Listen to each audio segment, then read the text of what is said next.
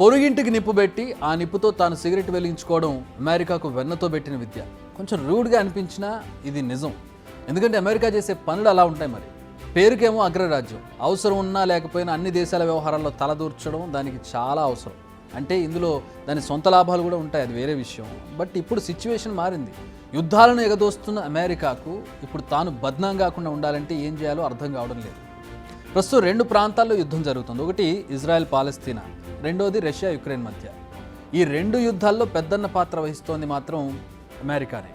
ఇక్కడ రష్యా దురాక్రమణ చేస్తుందని యుక్రెయిన్కు సహాయం చేస్తుంది, గాజాపై ఇజ్రాయెల్ చేస్తున్న దురాక్రమణకు సహాయం చేస్తుంది.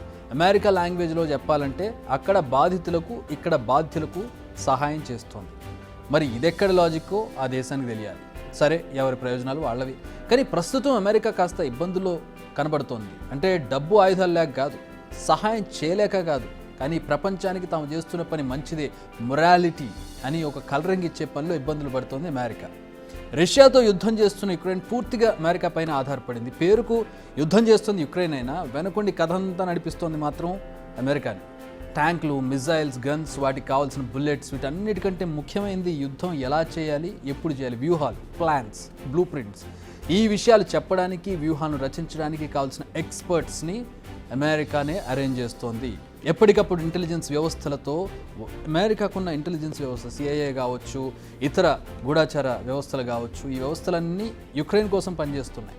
ఇది అమెరికాకు తలకు మించిన భారంగా మారింది. ఇప్పటికీ ఇతర యూరోపియన్ దేశాలు కూడా సహాయం చేసేందుకు ముందుకు రావాలంటూ బహిరంగంగానే చెప్పింది అమెరికా. కానీ చివరికి తానే మళ్ళీ ముందు రావాల్సినటువంటి పరిస్థితి వచ్చింది. లేదంటే యుక్రెయిన్లోని కీలక ప్రాంతాలు రష్యా చేతుల్లోకి వెళ్ళిపోతాయి. రష్యా బలపడితే అమెరికాకి లాస్. అయితే రీసెంట్గా యుక్రెయిన్కు దాదాపు $61 బిలియన్ సైనిక సాయం ప్రకటించింది. అందులో $2 బిలియన్ వెంటనే విడుదల చేసేందుకు రెడీ అవుతోంది. అయితే ఆ దేశ అధ్యక్షుడు జెలెన్స్కీ మాత్రం ఇదే మాత్రం సరిపోదని చెబుతున్నారు. ఎందుకంటే యుక్రెయిన్లోని 2వ అతిపెద్ద నగరమైన ఖార్కివ్పై రష్యా పాగా వేసింది. ఇప్పటికే కొన్ని ప్రాంతాలు రష్యా చేతుల్లోకి వెళ్ళిపోయాయి. ఇలాంటి సమయంలో అమెరికా విదేశాంగ మంత్రి యాంటోనీ బ్లింకెన్ కీవ్లో పర్యటించారు. ఆయన అక్కడ పాటలు పాడారు, స్థానికులతో ముచ్చట్లు పెట్టారు, మీడియా ముందు కావాల్సినంత షో చేశారు. బట్ ఆయనకు నేరుగా రిక్వెస్ట్ లాంటి వార్నింగ్ ఇచ్చారు జెలెన్స్కీ. మరిన్ని ఆయుధాలు పంపకపోతే మాత్రం ఖర్కివ్ను మర్చిపోవాల్సిందే అన్నారు. ఇప్పుడు యుద్ధంలో యుక్రెయిన్ ఓడిపోతే అది ఆ దేశానికి ఎంత మైనసో తెలియదు, కానీ అమెరికాకు మాత్రం పెద్ద లాస్. ఇప్పటి వరకు కుమ్మరించిన కోట్ల బిలియన్ డాలర్లు బూడిదలో పోసిన పన్నీర్ అవుతుంది. సో ఇప్పుడు అమెరికా ఏదో ఒకటి చేయాల్సిన పరిస్థితి. ఇక సెకండ్ సినారియో ఇజ్రాయెల్. ఇక్కడ సీన్ మరోలా ఉంది. గాజాలోని రఫాపై ఇజ్రాయెల్ దాడికి సిద్ధంగా ఉంది. ఇప్పటికే ఆయుధాలు ఆర్మీకి సిద్ధం చేసుకుంది. మళ్ళీ ఇజ్రాయెల్కి ఆయుధాలు సరఫరా చేసేది ఎవరు? అమెరికానే. రఫాపై దాడికి దిగవద్దని అమెరికా వార్నింగ్ ఇస్తుంది ఇజ్రాయెల్కు.